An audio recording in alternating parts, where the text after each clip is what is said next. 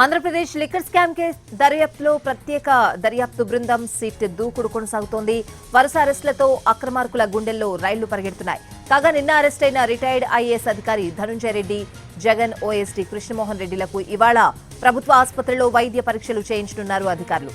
తర్వాత కోర్టులో హాజరుపరచనుంది సిట్. వీరిద్దరి అరెస్టుతో లిక్కర్ స్కామ్ కేసులో అరెస్టైన వాళ్ల సంఖ్య 7కు చేరింది. లిక్కర్ స్కామ్ కేసులో ధనుంజయ రెడ్డి 31వ నిందితుడిగా ఉంటే కృష్ణమోహన్ రెడ్డి 32వ నిందితుడిగా ఉన్నారు. అయితే వీళ్ళిద్దరూ కీలక పాత్ర పోషించినట్టు గ్రౌండ్స్ ఆఫ్ అరెస్ట్ లో స్పష్టంగా తెలిపింది సిట్. ధనుంజయ రెడ్డి తన సహోద్యోగి రెడ్డన్న తదితరులతో కలిసి సిండికేట్ ఏర్పాటు చేసినట్టు వివరించింది. సిండికేట్ లో ఉన్నతాధికారులు, వ్యాపారులు, రాజకీయ నేతల బంధువులు ఉన్నారని తెలిపింది. కేసులో మొదటి నిందితుడిగా ఉన్న రాజకేశ్ రెడ్డికి సన్నిహితుడైన కృష్ణమోహన్ రెడ్డి లిక్కర్ సిండికేట్ సభ్యుడిగా ఉన్నారు.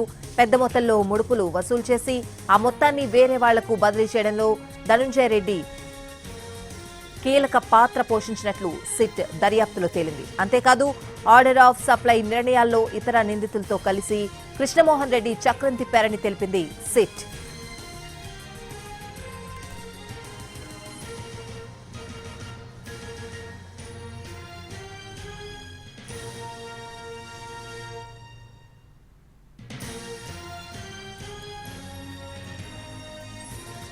ముడుపుల వసూలకు ప్రత్యేక వ్యవస్థ సృష్టించి దానిని నడిపించాడు కృష్ణమోహన్ రెడ్డి. వసూలు చేసిన మొత్తాలను ఎక్కడ ఎలా పెట్టుబడిగా పెట్టారనే పూర్తి సమాచారం ధనుంజయ రెడ్డి, కృష్ణమోహన్ రెడ్డి దగ్గరుంది.